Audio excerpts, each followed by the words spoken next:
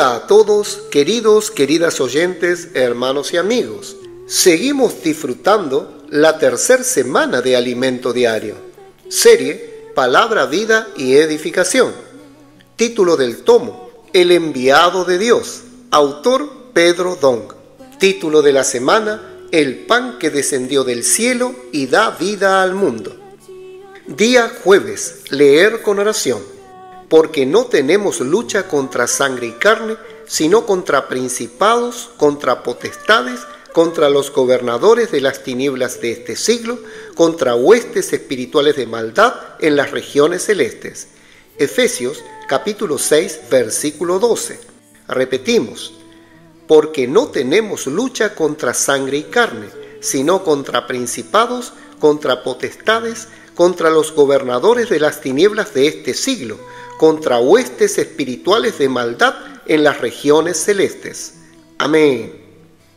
Título del día: El Señor está con nosotros. El Evangelio de Juan relata que la multiplicación de los panes tuvo lugar cerca de Tiberias. Capítulo 6, versículo 23. Ciudad construida por el rey Herodes y nombrada en honor al emperador Tiberio. En ese día, Jesús aún no se había reunido con sus discípulos, quienes partieron en la barca sin él. Versículos 16 y 17. El mismo episodio se describe en el libro de Mateo, mostrando que Jesús despidió a la multitud y dijo a sus discípulos que tomaran una barca y fueran a la otra orilla. Capítulo 14, versículo 22. En el Evangelio de Juan, vemos que los discípulos navegaron unos 5 o 6 kilómetros. De repente vieron a Jesús acercarse y se asustaron. Capítulo 6, versículo 19. Porque Jesús no venía en una barca, sino que caminaba sobre el mar. Sabemos que el mar representa al mundo dominado por principados y potestades liderados por Satanás. La epístola a los Efesios revela que hay una lucha en la esfera espiritual. Capítulo 6, versículo 12.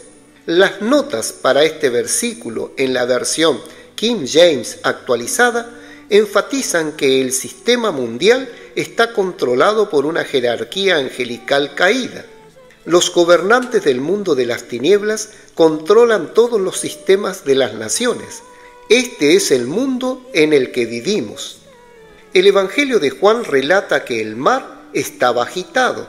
Capítulo 6, versículo 18. Como hemos visto, el mar representa el mundo.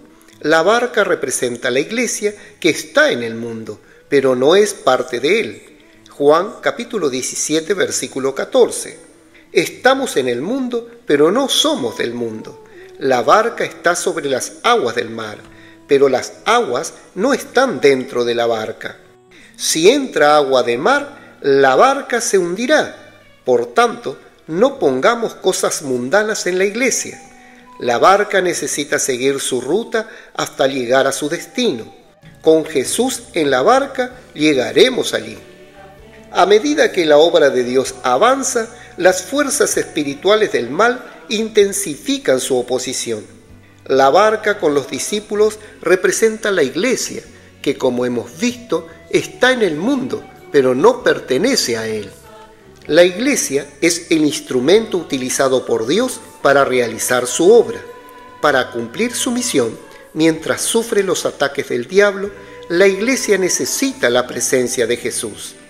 El mar, con sus olas y tormentas, intenta impedir que la barca progrese.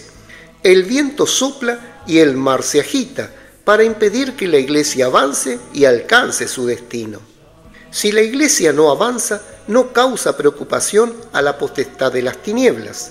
Pero si la iglesia quiere avanzar, el mar intentará detenerla, provocando que la barca sea arrastrada por las olas. En Mateo está escrito que durante la tormenta Jesús estaba durmiendo. Estaba en otra esfera, en la esfera celestial, por lo que no se dejó afectar por las circunstancias. Mateo capítulo 8, versículos 24 al 26.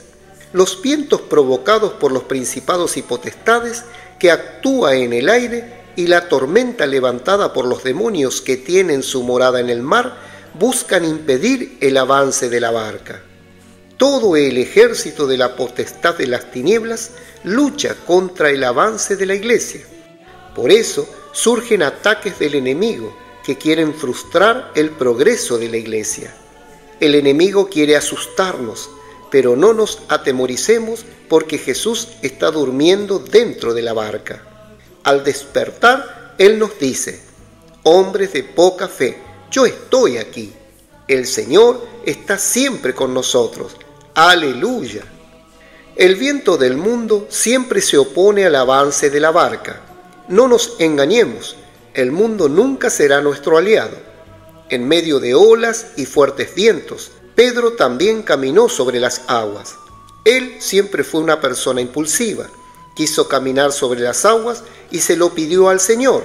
Mateo capítulo 14, versículo 28.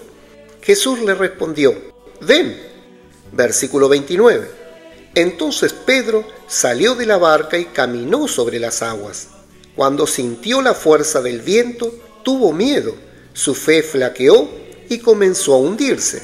De esto aprendemos que nunca debemos prestar atención a las circunstancias, aunque sabemos que no es fácil. ¿Quién no se deja influenciar o debilitar en una situación de presión? Todos flaqueamos. Sin embargo, necesitamos aprender a vivir cada vez más por la fe. No dejemos que las amenazas y la oposición del enemigo nos asusten. El Señor está en la barca. Podemos estar tranquilos porque Él está con nosotros. Amén. Querido oyente, escriba la frase que más tocó su corazón. Destaque los puntos clave de esa frase y ore de acuerdo con el contenido destacado. Jesús es el Señor.